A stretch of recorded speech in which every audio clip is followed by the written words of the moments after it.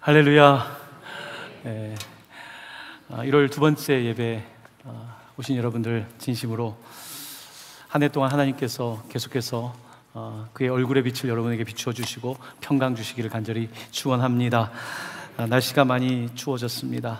이 겨울 잘 견뎌내시고 또한 봄을 맞이하실 수 있기를 바랍니다. 이번 주부터 2월 마지막 주까지 설교 시리즈를 좀 가지고서 말씀을 드리고자 합니다. 전체 설교 시리즈의 제목은 여러 사람에게 여러 모습으로입니다. 한번 같이 읽어볼까요? 여러 사람에게 여러 모습으로. 그 바울이 오늘 본문에서 썼던 표현인데요. 우리가 보고 들은 것을 말하지 아니할 수 없다라는 표현을 가지고 있는데, 어떻게 우리가 여러 사람에게 내가 여러 모습으로 복음을 전할 것인가, 거기에 초점을 두고 말씀을 좀 드리고자 합니다. 오늘 첫 번째 설교 시리즈의 제목은 도성육신의 복음입니다. 지난 시간에 선도를 선도하자는 말씀을 드렸습니다. 선하신 도, 바로 그 도는 그냥 형이상학적인 어떤 철학적 원리로서의 도가 아니라 바로 하나님 말씀이시고, 그 말씀이 육신이 되셨다. 바로 도성육신, 도성육신에 관한 말씀을 오늘 어떻게 사도 바울이 구체적으로 실천했는지, 그가 가졌던 그 복음에 대한 마음과 그의 또한 방법까지 같이 좀 나누어 보도록 하겠습니다. 자, 오늘도 4개의 키포인트가 있습니다. 여러분들 올 한 해 동안의 말씀을 잘 기록하시면서 묵상하시면서 여러분들의 것으로 삼으시기를 바랍니다. 첫 번째 타이틀은 권리를 내려놓는다입니다. 권리를 내려놓는다. 오늘 우리 시대는 다 권리를 말하는 시대죠. 나의 권리, 다 권리가 있죠. 그러다 보니까 권리 하다 보니까 이제 세상 속에서 조금 더 권리 바깥에서 의무를 하는 사람들보다는 자기 주장을 하는 사람들이 더 많아지고 있는 시대를 살고 있습니다. 자, 그런데 기독교 복음은 근본적으로 도성육신, 바로 도가 말씀이신 예수님께서 자기를 내려놓은 것으로부터 시작이 되는 것입니다. 빌립보서 2장 5에서 6절을 보면 바울은 복음의 요체를 이렇게 가르치고 있습니다. 우리 이 말씀을 같이 한번 읽어보도록 하겠습니다. 너희 안에 이 마음을 품으라. 곧 그리스도 예수의 마음이니 그는 근본 하나님의 본체시나 하나님과 동등됨을 취할 것으로 여기지 아니하시고. 아멘. 그러니까 도가 바로 말씀이 처음부터 계셨고 태초에 계셨고 하나님과 같았지만 하나님과 동등됨을 취하지 아니하셨다. 곧 예수님께서 내려놓으셨다는 것으로 분명히 복음은 시작되고 있습니다. 바로 그 예수님, 도성육신하신 그 예수님을 이제 바울은 만나게 된 것입니다. 바울은 그전에는 내려놓는 삶이 아니었습니다. 내가 더 취하고 내가 더 열심히, 내가 더 성공하면 된다는 그런 삶을 살고 있었던 그가 예수님을 만난 이후에 그의 모든 방향이 달라지게 된 것입니다. 도성육신하신 예수님처럼 나도 어떻게 하면 그냥 도를 배우는, 유대교의 도를 배우는, 인생의 원리를 배우는, 종교와 철학을 배우는 사람이 아니라 어떻게 하면 내가 진짜로 배운 것을 나도 실천할까? 바로 예수님에게서 그 모델을 찾았고 그도 도성육신의 삶으로 선교하기 시작한 것입니다. 오늘 고린도전서는 그리스에 있는 고린도의 교회에 보낸 편지인데, 오늘 저희들이 19절부터 23절까지 읽었는데요, 앞에 1절부터 18절까지는 주로 무슨 내용이냐면, 사도 바울이 나에게도 권리가 있는데 나는 그 권리가 오히려 복음을 전하는데 도움이 되지 않기 때문에 그 권리를 내려놓는다 라는 내용이 주를 이루고 있는데요, 9장 4에서 6절 말씀, 좀 대표적인 말씀을 제가 좀 읽어보겠습니다. 우리가, 그러니까 바울을 비롯한 복음 전하는 사람들이 우리가 먹고 마실 권리가 없겠느냐? 우리가 다른 사도들과 주의 형제들과 게바와 같이 믿음의 자매된 아내를 데리고 다닐 권리가 없겠느냐? 어찌 나와 바나바만 일하지 아니할 권리가 없겠느냐? 바울은 고린도 9장에서 자칫 사람들이 바울이 너무 겸손하게 사역을 하니까 무시를 하는 거예요. 그러니까 사도면 좀 이렇게 사도답게 해야 되는데 그게 아니라 텐트 만들고 뭔가 사람들 사이에서 하다 보니까, 그 당시도 그렇고 지금도 그렇지만 좀 뭔가 좀 옷도 좀 제대로 입고 뭔가 좀 권위자의 모습을 보여야 될 텐데 바울이 그렇게 하지 않았던 모양이에요. 그래서 바울이 때로는 오해를 받았습니다. 사람들이 좀 무시하는 경향이 있었던 거예요. 바울은 고린도서 9장에서 이렇게 말하는 겁니다. 우리에게도 먹고 마실 권리가 없겠느냐? 권리가 있다는 것입니다. 그리고 5절에 보면 계속 뭐라고 합니까? 나도 다른 사도들과 주의 형제들 게바처럼 결혼할 권리가 없겠느냐? 바울이 결혼을 못한 것이 아닙니다. 그건 안 한 것입니다. 복음을 전하기 위해서 나도 결혼할 수 있고 다른 사도들처럼 할 수 있지만 내가 그 권리도 내려놓은 거다라고 말한 것입니다. 그리고 그는 바나바와 같이 계속해서 일했던 이 모습이 권리를 내려놓은 것인데 오해하지 말라달라고 말하고 있는 것입니다. 여러분, 때때로 이제 우리 교회 공동체 안에서 내려놓음이란 책이 유행을 했었잖아요. 그 다음에 또 더 내려놓음이란 책이 나왔죠. 뭐 계속 더 내려놓을 수 있겠죠. 근데 이제 교회 공동체 안에서 우리가 때로는 내려놓는다는 말을 좀 잘못 사용할 때가 있습니다. 제가 내려놓겠습니다. 내려놓을 때 보면 굉장히 비장하게 내려놓겠다고 하는데 이 내려놓는다는 의미는요, 사실 하나님께는 올려드린다는 뜻이 되는 겁니다. 제가 이것을 내려놓을 때는 하나님 입장에서 이게 올려드리는 게 돼야지 제가 그냥 내려놓겠습니다. 내려놓는 게 다가 아니죠. 지금 바울은 권리를 내려놓은 것입니다. 그렇게 함으로써 하나님께 올려드린 거예요. 바로 이렇게 바울은 예수님을 따라서 도성육신, 도가 육신이 되신 그 삶을 이론가로서만이 아니라 실천가로서 살고 싶었던 것입니다. 교수로서만이 아니라 바로 목회자로서만이 아니라 선교사로서 이 모든 일들을 감당하고 싶었던 것이 바울의 진심이었습니다. 자, 그래서 1번의 두 번째를 보면요, 그래서 예수를 믿는 그리스도인은 당연한 권리를 내려놓고 복음의 의무를 짊어진다는 것입니다. 나에게 당연한 권리가 있죠. 내가 그렇게까지 일 안 해도 되거든요. 근데 더 일하는 거죠. 내가 가족도 없이 그럴 필요 없는데 가족도 없이 산다는 거죠. 바로 이 바울의 모습을 따라가는 것이 우리에게는 거의 불가능에 가까울 정도죠. 그는 그런 헌신적인 삶을 살았습니다. 바울이 내려놓음으로 말미암아 놀라운 일이 벌어졌습니다. 바로 예루살렘과 유대와 사마리아 땅끝까지 복음을 전할 때에 바로 이 바울이 이 유럽으로 복음을 전하는 놀라운 역할을 하게 되지 않습니까? 바로 누군가가 내려놓음으로써 하나님의 복음 사역이 이루어지게 된 것입니다. 우리나라의 이 기독교 역사도 마찬가지입니다. 제가 지난번에도 말씀드렸었지만요, 우리나라에 오신 이 선교사님들, 1885년 언더우드 아펜젤로 시작된 이 선교사님들은요, 정말 대단한 사람들이었습니다. 대단한 의사들이었고요, 대단한 목사님들이었고, 그 시대에 가장 정말 미래가 촉망받는 젊은이들이었습니다. 그들이 내려놓은 겁니다. 미국에서의 편한 삶을 내려놨고요, 호주에서 편한 삶을 내려놓은 거예요.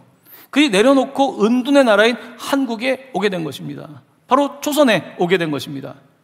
그들이 내려놓았기 때문에 놀라운 역사가 펼쳐지게 되는데요, 어제 언더우드가 썼던 책을 조금 제가 다시 읽으면서 하나님의 선교에 대한 묵상을 하게 되었는데요, 그가 1908년도에 쓴 책입니다.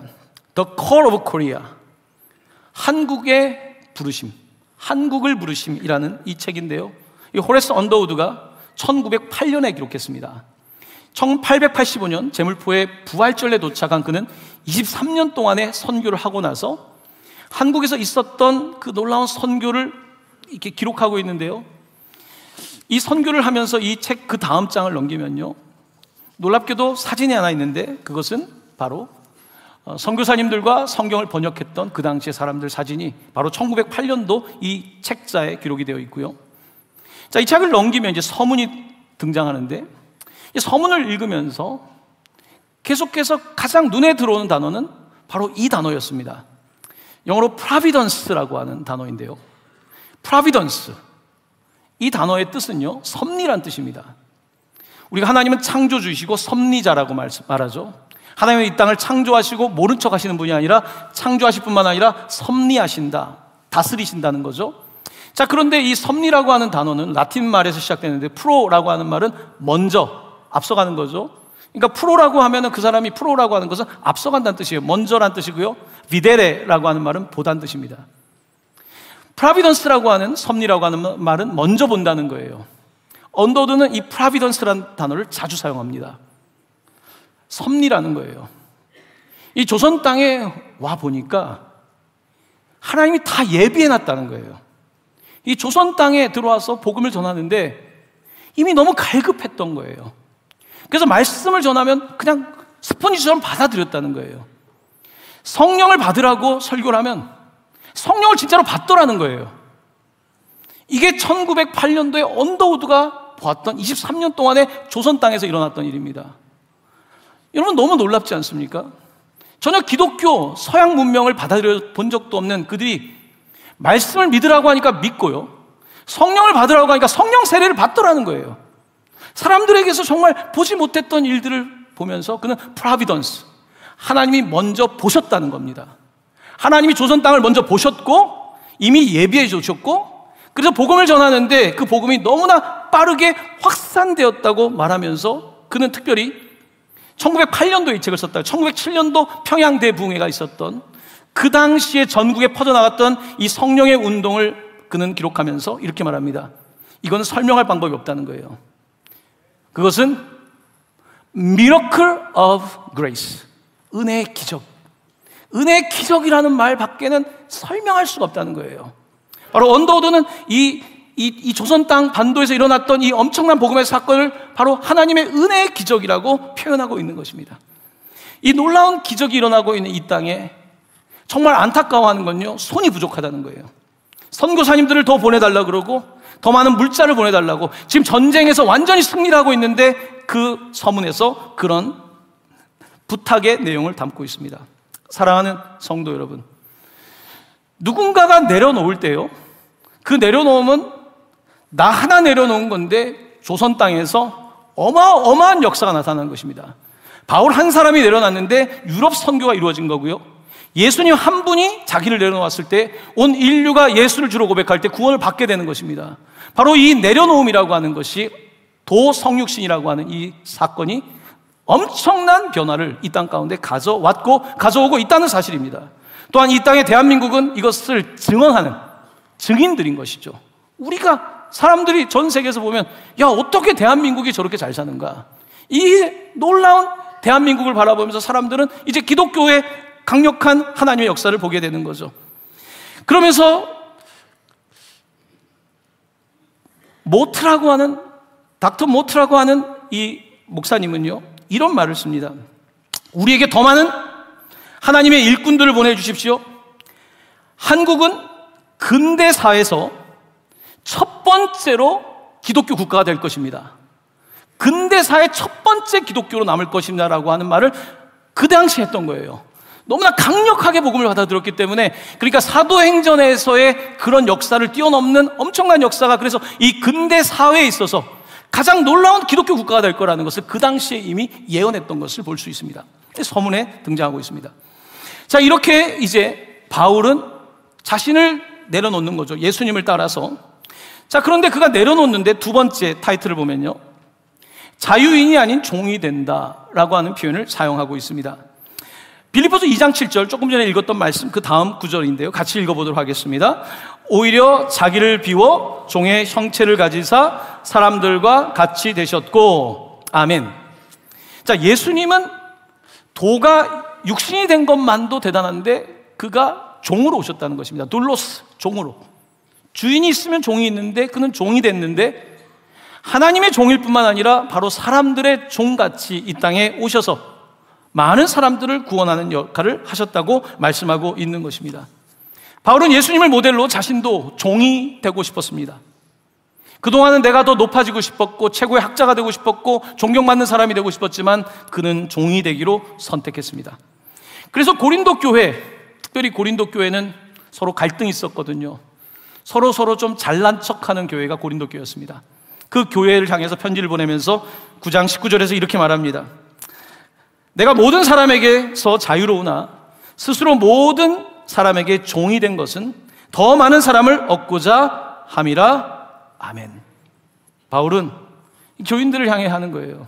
너가 무슨 파다 저기 스스로 자랑할 때에 제가 스스로 자유롭지만 저는 종이 되기로 했고, 종이 된 이유는 여러분 고린도 교회뿐만 아니라 에베소, 데살로니가 곳곳에 있는 사람들을 더 얻기를 원했기 때문입니다 라고 그는 말하고 있는 것입니다. 저는 작년 말부터 나도 모르게 그런 기도가 조금, 기도하다 보면 반복되는 기도가 있지 않습니까?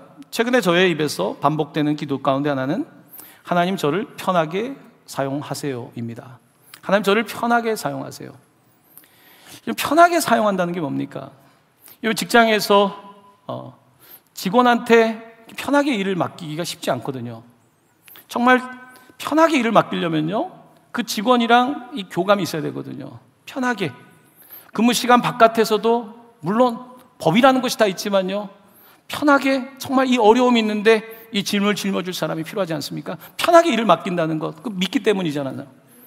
하나님이 나에게 편하게 일을 맡길 수 있을까? 하나님이 내 눈치 보면서 일 맡기면 일하실 수 있겠습니까? 하나님 저를 편하게 사용하세요. 언제든지 사용하세요. 편하게 사용하세요. 하나님, 이게 종이죠. 편하게 사용하라는 것. 편하게 사용하려면요, 친해야 돼요. 친해야지만 편하게 사용할 수 있어요. 친하지 않으면 편하게 사용 못합니다. 하나님과 친해지고 싶다는 거죠. 하나님 친해지고 싶고요, 하나님께 기도할 때 나도 편하게 기도하고 싶고요, 하나님도 내 기도를 편하게 들으시고 하나님 날 편하게 쓰시고 나는 하나님의 일을 편하게 할 때에 하나님께 영광이 나타나고, 이게 편해야 돼요. 이게 편해야 됩니다. 정말로 신앙생활이요, 이게 편한 게 아닙니다. 편해야 돼요. 사랑하는 성도 여러분, 하나님께서 여러분들을 편하게 사용할 수 있는 사람으로 들이실 수 있길 바랍니다. 저도 여러분에게 편하게 못 쓰는데 하나님 편하게 쓰실까요? 집사님 제발 도와주세요. 이게 아니라 목사님 뭐요 제가, 할렐루야, 반응들이 없으시네요. 편하다는 거는 그런 겁니다. 편하게, 하나님 보시기에 편하게 써야 돼요. 정말 편하게 하나님 저를 좀 사용하십시오. 그게 종이 되는 거 아닙니까? 앞에 있는 두 장 앞에 고린도서 7장 23절에서 바울은 이렇게 그들에게 권면합니다. 같이 읽어보겠습니다. 너희는 값으로 사신 것이니 사람들의 종이 되지 말라. 아멘. 하지만 바울은 자존심이 있었습니다. 텐트 메이킹하고 가죽 찢어 붙이고 하니까 사람들이 우습게 볼 수 있지 않습니까? 사람의 종이 아닙니다. 사람에게 충성하지 않습니다. 사람들의 종이 아니라 하나님의 종으로서 성도들에게 말합니다. 비록 교회가 그 당시에 세상에서 보기에는 너무나 소수이고 대단하지 않았지만 너희는 프라이드를 가져라. 하나님의 종이다. 값으로 사셨다. 어떤 값으로? 예수의 피값으로. 그러니까 세상의 종이 아니라 하나님의 종으로서 그렇게 자신감을 가지고 살라고 말하며, 바로 도성육신 대신 예수 그리스도를 그가 실질적으로 보여줌으로써 성도들에게 그런 삶을 살 것을 재촉하고 있는 것입니다. 자, 이제 오늘 설교의 핵심적인 내용입니다. 세 번째입니다.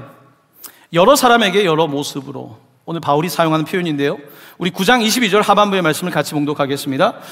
내가 여러 사람에게 여러 모습이 된 것은 아무쪼록 몇 사람이라도 구원하고자 함이니. 아멘. 바울은 여러 사람에게 여러 모습으로 다가가서 복음을 전하려고 했던 것입니다. 그것은 바로 도성육신 대신 예수님의 모습이기도 했습니다. 예를 들면 요한복음에 보면 예수님께서 니고데모에게 그 말씀을 전하셨던 사건이 요한복음 3장에 기록되어 있습니다. 니고데모는 그 당시에 공회의 지도자였습니다.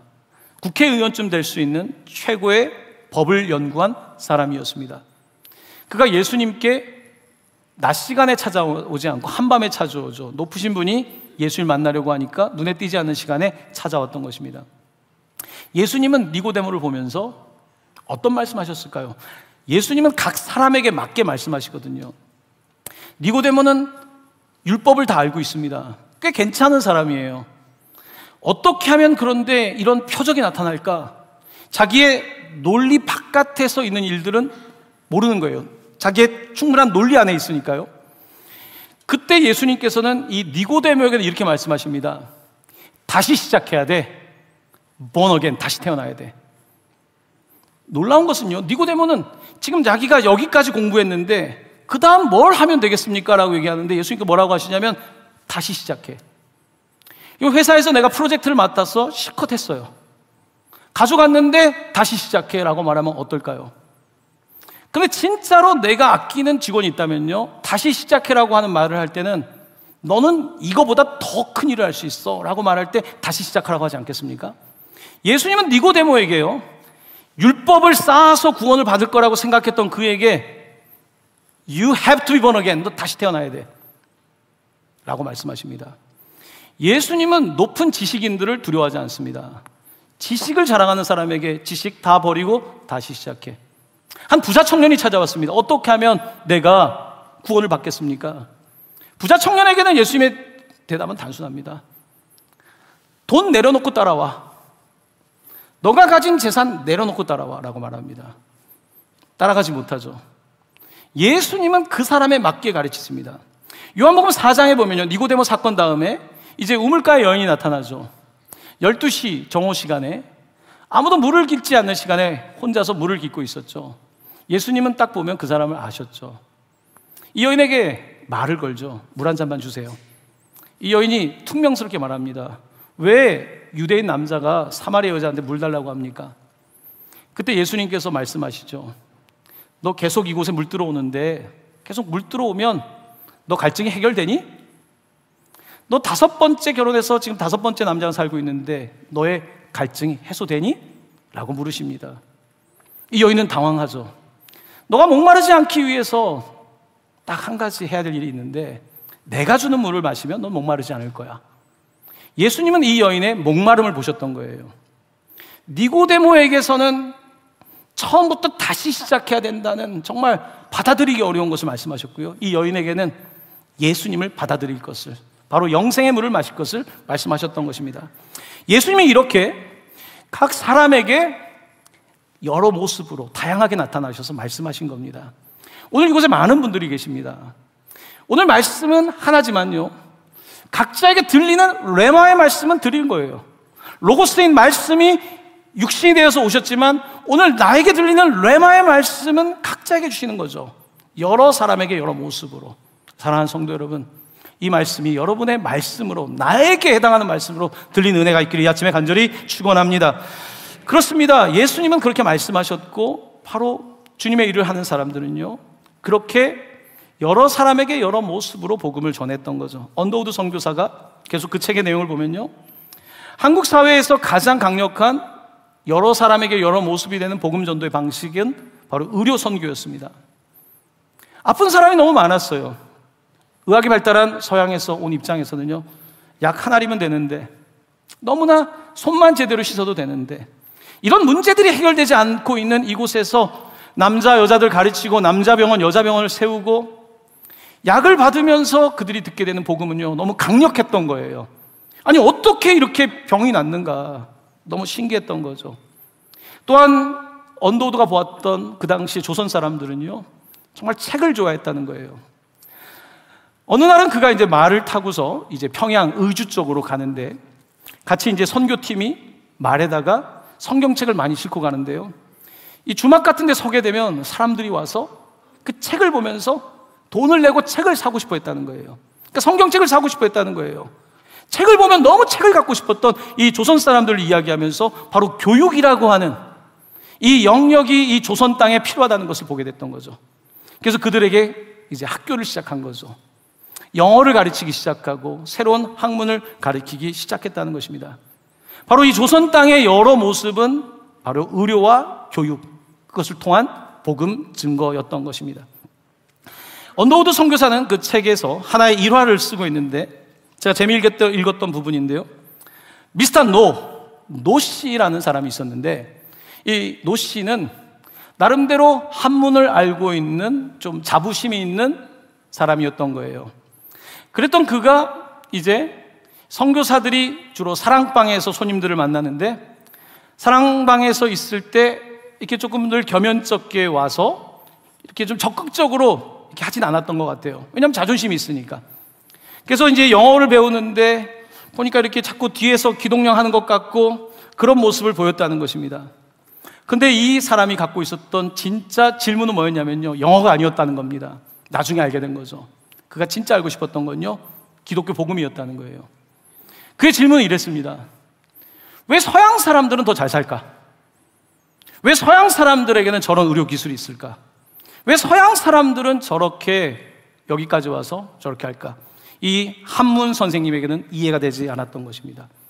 그래서 영어를 배우는 게 아니라 기독교를 배우고 싶었는데 유교, 한학자가 그것이 자존심이 있지 어떻게 배우겠습니까? 이제 사랑방을 기웃거렸던 그가요, 알렌 선교사, 의사였죠. 그의 방에서, 사랑방에서 몰래 마태복음과 누가복음을 이 옷에다 가져갔다는 거예요. 마태복음과 누가복음 한자로 된 성경을 가지고 와서 그가 그 책을 읽고 또 읽고, 그리고 돌아와서 이제 이야기를 해준 거예요. 내가 이 책을 읽었는데 사실은 가져가서, 이제 언더우드의 표현이죠. It is great. 정말 대단하다. It is grand. 정말 엄청나다. 언더우드는 그렇게 책에서 기록하고 있습니다. 이 책이 놀랍다는 거예요. 마태복음과 누가복음이 너무 놀랍다고 그 노 씨가 이야기를 한 거예요. 이 노 씨는 그러면서 이제 마음이 열린 거예요. 그 책을 읽고 나서. 여러분, 한국 사람들이 얼만큼 성경을 사랑했는지 아시겠습니까? 그때 언더우드는 그 노 씨에게 하나님에 대해서, 예수님에 대해서 가르치기를 시작했다는 것입니다. 그리고 그 말씀을 듣고요, 이 사람의 마음은 열렸던 거예요. 그리고 1885년 부활절에 언더우드가 도착했는데 1886년 7월 11일 언더우드가 이곳에 도착해서 주었던 첫 번째 열매, 첫 번째 세례자가 바로 이 미스터 노, 이 사람이 되었다는 것입니다. 할렐루야. 놀랍죠?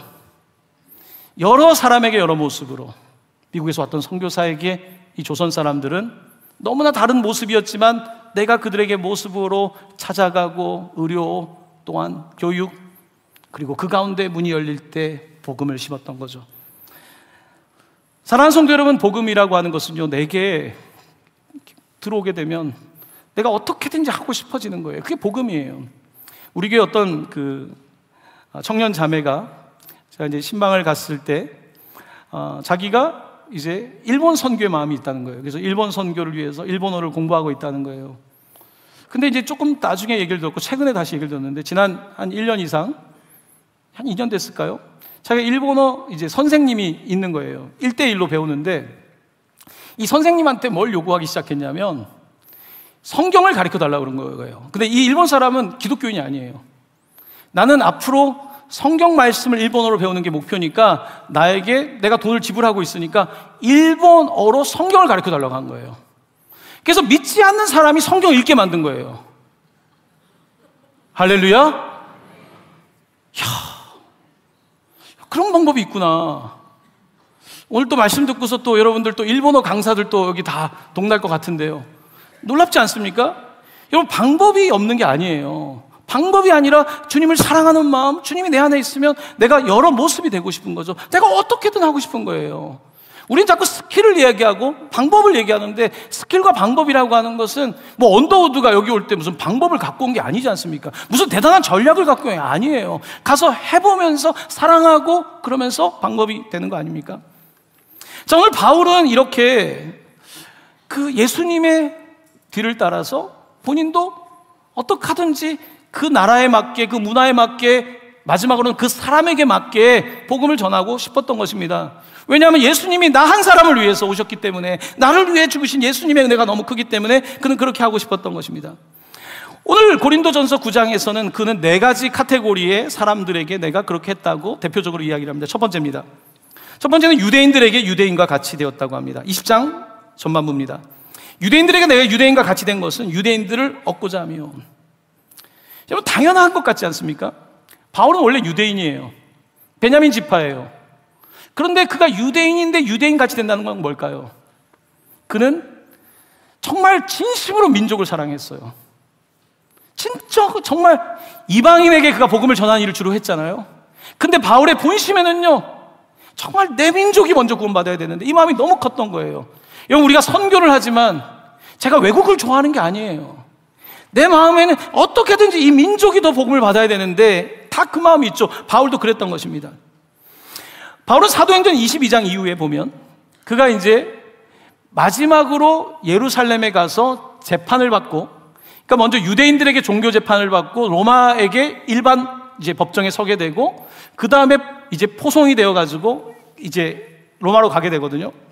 22장에 보면 그가 공회, 아까 니고데모가 리더였던 그 공회 앞에서 그가 이런 말을 합니다. 22장 1에서 2절인데요. 부형들아, 높여드리는 거죠. 여러분, 부형들아, 내가 지금 여러분 앞에서 논리적으로 여러분에게 변명하는 말을 들으라. 자, 그 다음 같이 읽어볼까요? 그가 히브리 말로 말함을 듣고 더욱 조용한지라 이어 이르되. 그러니까 그 당시에 바울을 포함한 사람들은 헬라어를 썼던 거예요, 여러분. 헬라 문화권이었기 때문에 이스라엘 사람들도 헬라어가 자유로웠던 그런 시대였습니다. 알렉산더 대왕 이후에 전 지역이, 그러니까 중동뿐만 아니라 아프리카와 유럽과 심지어 저쪽 이란까지 이쪽이 전부 다 이런 언어권이 된 거예요. 알렉산더에 의한 헬라 문화권이 된 것입니다. 이 헬라어를 주로 썼던 이 바울이 오늘 이 재판장 앞에서, 그러니까 쉽게 얘기하면 늘 영어로 말하는, 그러니까 2세쯤 되는 줄 알았단 말입니다. 그랬던 그가 한국말로 또박또박 하듯이 유대 말로, 히브리 말로 또박또박 말하기 시작한 겁니다. 바로 유대인들에게 히브리 말로 그는 가장 중요한 순간에 복음을 전합니다. 아주 감동적인 장면이 펼쳐집니다. 유대인들에겐 유대인에게. 자, 두 번째 카테고리는 누구냐면요, 율법 아래에 있는 자들에게 율법 아래에 있는 자같이. 우리 20장 하반부를 같이 읽어보겠습니다. 율법 아래에 있는 자들에게는 내가 율법 아래에 있지 아니하나 율법 아래에 있는 자같이 된 것은 율법 아래에 있는 자들을 얻고자 함이요. 율법 아래에 있다는 것은요, 유대인 중에도 율법주의자들, 오직 이 법, 구약의 이 법을 따라가야 된다라고 하는 그 사람들에게 자기가 율법 아래에 있지 않다는 거예요. 자기는 율법 위에 있습니다. 왜냐하면 율법이 아니라 생명의 성령의 법으로 구원을 받았기 때문에 율법 아래에 있지 않지만 율법 아래에 있으니까 나도 율법 아래로 들어가서 율법 아래에 있는 사람들에게 가르친다는 것입니다. 그 대표적인 내용이 사도행전 13장에 그 튀르키예 지역에 가면 그 비시디아 안디옥은 두 군데가 있습니다.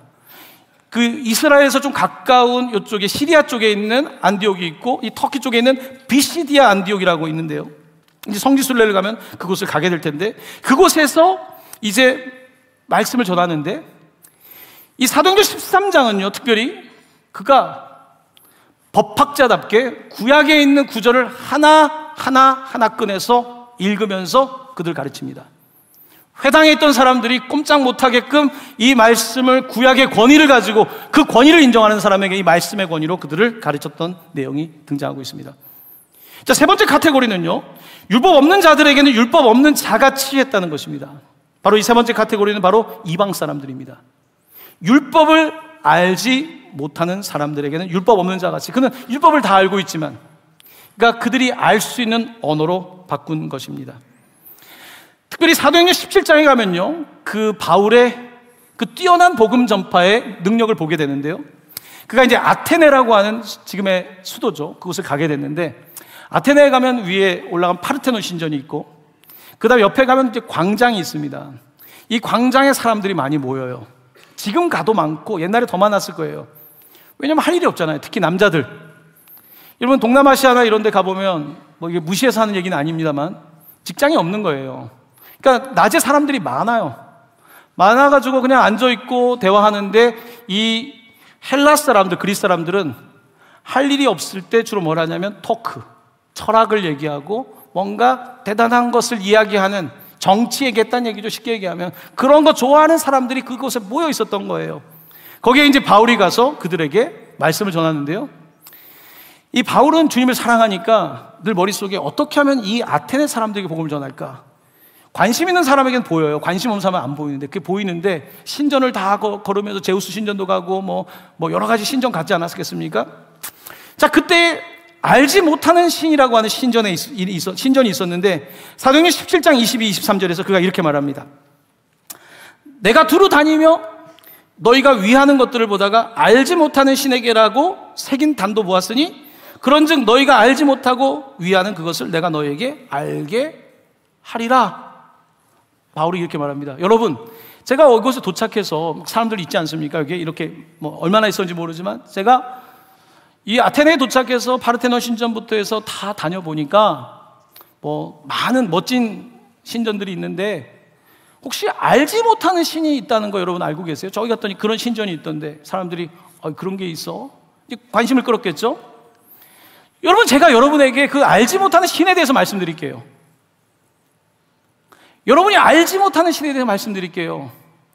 태초에 하나님께서 만드셨어요, 세상을. 그들은 알지 못하잖아요. 그 알지 못하는 신을 이야기하기 시작해요. 종교에 관심이 많은 사람들에게 처음부터 예수님부터 얘기하면 안 되지 않습니까? 처음에는 그들의 관심사부터 시작해서 그는 복음을 가르치기 시작합니다. 놀라운 일이 벌어지기 시작하죠. 그러면서 사람들이 다음에 또 와서 이야기해 주세요, 이렇게 이야기를 하는 겁니다. 바로 여러 사람에게 여러 모양이 되는 것은요, 스킬이 아닙니다. 물론 그가 헬라어도 알고 뭐 히브리어도 알고 공부도 많이 했지만요, 그렇게 해서 되는 게 아니라 하트가 있으니까 그렇게 되었던 것입니다. 자, 네 번째입니다. 네 번째는 약한 자들에게 약한 자 같이 되었다는 것입니다. 이 바울은 이 약한 자들에 대한 관심을 가졌어요. 사역을 하다 보면 아무래도 좀 힘있고 한 사람들을 통해서 일이 쉽잖아요. 근데 약한 사람들을 놓치지 않았습니다. 특별히 과부와 나그네와 종들을 놓치지 않았죠. 그가 예루살렘에 가기 전, 그러니까 그의 3차 전도의 마지막인 밀레토라고 하는 곳에서 그가 동지들, 믿음의 형제 자매들이 모여있는 곳에서 이렇게 마지막 말씀을 전합니다. 사도행전 20장 33에서 35절입니다.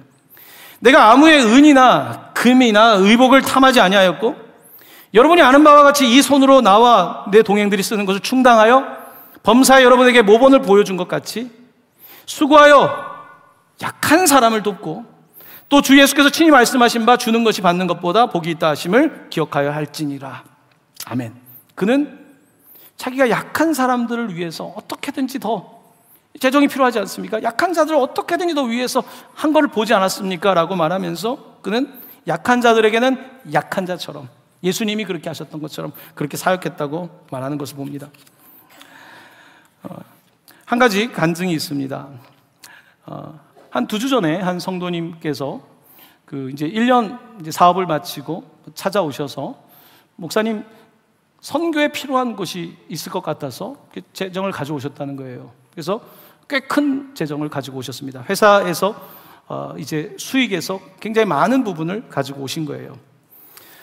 그래서 이런 경우에는 상당히 좀 부담이 되죠. 그럼 어떤 나라 혹시 어떤 사역의 목적 헌금이니까 쓰고 싶은 목적이 있습니까? 했더니 목사님 그런 건 없고요. 그냥 목사님이 가장 마음이 가는 곳에 이 물질을 흘려보내면 좋겠습니다 하시는 거예요.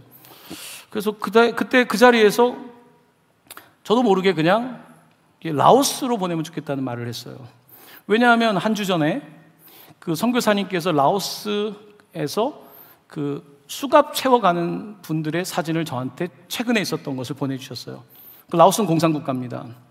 그래서 그분 사진을 보고 나서 나도 모르게 이제 그 잔상이 있지 않습니까? 라오스에 뭘 해야 될 것 같은데요. 한 거예요. 근데 이제 어제 설교를 준비하고 있는데 이제 카톡이 와서 라오스, 우리 태국 선교사님은 한국분이고 라오스 선교사님은 캐나다 국적을 갖고 있는 아시아계 선교사님인데요. 거기서 혼자 헌신하고 있는데 가족들이 그때 제가 작년에 방문했을 때 가장 필요한 게 뭡니까 했을 때 저희 지역에 정말 자동차 한 대만 있으면 좋겠습니다. 사람이 죽어도 크리스찬들은 이 부정 탄다고 딴 데 가라고 하거든요. 그래서 그 선교사님 차에다가 시체를 가지고 많이 이동을 했었거든요. 자동차가 한 대 있으면 너무 좋겠다는 이야기를 하더라고요. 근데 이제 그 선교사님이 이제 그 태국 선교사님께 영어로 쓴 그 글을 보낸 거예요, 저한테. 보냈는데 차를 사기 위해서 자신들이 3,200불을 모았다는 거예요. 차값은 15,000달러인데 이제 유목사님한테 11,800달러가 필요하다는 그것을 전해달라고 보낸 거예요. 너무 신기한 게 제가 라오스에다가 그 물질을 보내고 싶다 그랬잖아요. 근데 그 재정이요, 환율을 계산했더니 정확하게 11,800달러인 거예요. 제가 그래서 이게 숫자가 조금 틀려야 되는데 정확하게 너무 맞아서 이게 그분이 몇만 원까지 맞춰서 드렸거든요. 뒷부분을. 그걸 보면서 참 하나님은 다 듣고 계시나 보다. 네. 라오스에서 기도 많이 했나 보다. 사랑하는 성도 여러분, 저희들이 뭐 적지만 크리스마스에 라오스에도 선물을 보냈지만요, 우리가 이렇게 저렇게 약한 자들과 함께하는 것이 그들에게 소망인 거예요. 공산권에서 정말 이렇게 막 쫓겨나고 수갑 차고 이런 사역을 보면서 얼마나 큰 위로가 되겠습니까? 네 번째입니다. 바울은 이렇게 말합니다. 아무쪼록 몇 사람이라도 구원하는 것이 그의 목표였습니다. 22장 22절 오늘 본문의 하반부입니다. 같이 읽습니다. 내가 여러 사람에게 여러 모습이 된 것은 아무쪼록 몇 사람이라도 구원하고자 함이니. 아멘. 여기서 아무쪼록이라는 말은요, 그냥 아무쪼록 우리가 말에 많이 붙이지 않습니까? 첫 번째를 보시면 이 아무쪼록이라는 말은요, 어떤 방법으로 by all means, 어떠한 수단과 어떤 방법을 써서라도 라는 뜻입니다. 어떤 방법이든지 저 한 사람을 구원하기 위해서, 저 사람을 구원하고 저 민족을 구원하기 위해서 어떤 방법이라도 몇 사람이라도 구원하겠다. 그 다음 두 번째 몇 사람이라고 하는 표현은요, 꼭 많은 숫자를 뜻하지 않습니다. 어떤 사람이라는 거, 어떤 사람, 그 중에 어떤 사람이라도 구원하기 위해서 내가 그렇게 하겠다는 것입니다. 바로 선교가 그런 것입니다. 우리는 굉장히 성장하는 나라에 살다 보니까 선교할 때 왜 이렇게 열매가 없지? 특히 일본 같은 데 가면요, 선교해서 안 될 것 같은데? 여러분, 무슬림보다 전도하기 어려운 게 일본 사람이라고 합니다. 아까 한 사람을 통역하게 해서 하는 거, 그거 보통 일 아니죠. 한 사람을 얻기가요, 일본 사람 한 명 친해지는 것은요, 거의 불가능에 가깝다지 않습니까? 어떻게든 구원하려고 그런 마음을 주시니까 하게 되는 거겠죠. 바울은 13개의 편지를 쓰면서 우리는 그 신약 성경에 있는 이 바울의 서신을 보면요, 다 비슷해 보이죠? 비슷해 보이는데 그렇지 않습니다. 마태, 마가, 누가와 요한복음이 비슷해 보이죠? 그렇지 않습니다. 여러 사람에게 여러 모양이 된 거예요. 마태, 마가, 누가, 요한. 이 사도 바울도 이 각 교회마다 비슷한 것 같지만 그렇지 않습니다. 굉장히 세밀하게 여러 모습으로 이 편지를 쓰고 있는데, 바울은 그냥 큰 것만 생각했던 사람이 아니에요. 특별히 바울이 남긴 편지 가운데 빌레몬서가 있지 않습니까? 빌레몬서는 뭡니까? 빌레몬이라고 하는 한 주인에게 보낸 편지입니다. 감옥에서. 오네시모라고 하는 그 진짜 종이 도망을 친 거예요. 배신하고 주인을. 돈도 가지고 도망쳤겠죠. 바울에게 온 겁니다. 망해서 왔겠죠. 그때 빌레몬에게 편지를 보냅니다. 너에게 피해를 줬고 너에게 아픔을 줬던 이 오네시모가 내 옆에 있는데 이제는 그리스도 안에서 종이 아니라 형제로 대해줄 수 있겠니? 라고 말하면서 그는 한 사람을 위해서 이런 편지를 씁니다. 빌레몬서 1장 18절입니다. 같이 말씀을 읽어보겠습니다. 그가 만일 내게 불의를 하였거나 내게 빚진 것이 있으면 그것을 내 앞으로 계산하라. 바울은, 우리는 세계 선교를 이야기하지만요, 바울에게는 세계 선교에는 바로 한 사람이 있었던 것입니다. 바로 오네시모 한 사람과 빌레몬 한 사람을 구원하고자 하는 그 마음이 그에게 있었기 때문에 세계 선교를 하는 것입니다. 세계 선교는 그냥 큰 이론이 아닙니다. 한 사람을 품을 수 있는 그 마음이 바로 세계 선교의 시작인 것입니다. 여러분, 복음을 전한다는 것은 어떻게 보면 번역하는 작업과 비슷합니다. 번역. 이 글을 다른 나라 말로 바꾸는 것처럼 쉽지가 않습니다. 이번에 이제 우리나라에서 처음으로 노벨 문학상이 나오지 않았습니까? 그 한강 작가의 글 자체도 문학성이 있겠지만 사실은 그 뛰어난 번역이 있었다고 말하지 않습니까? 번역.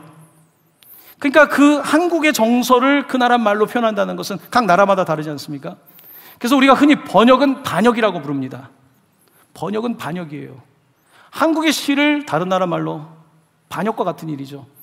하지만 그 작업을 해야지만이 다른 독자가 읽을 수 있는 거 아닙니까?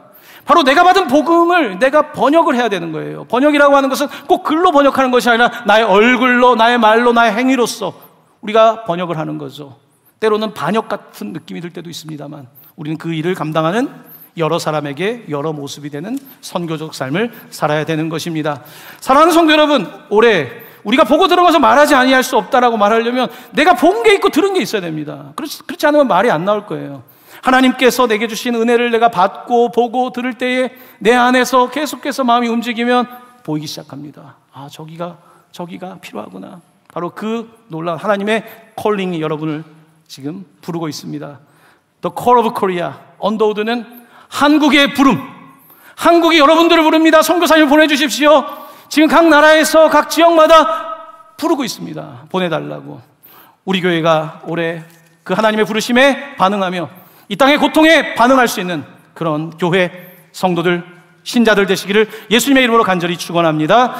아멘. 이 시간 함께 찬양 드리겠습니다.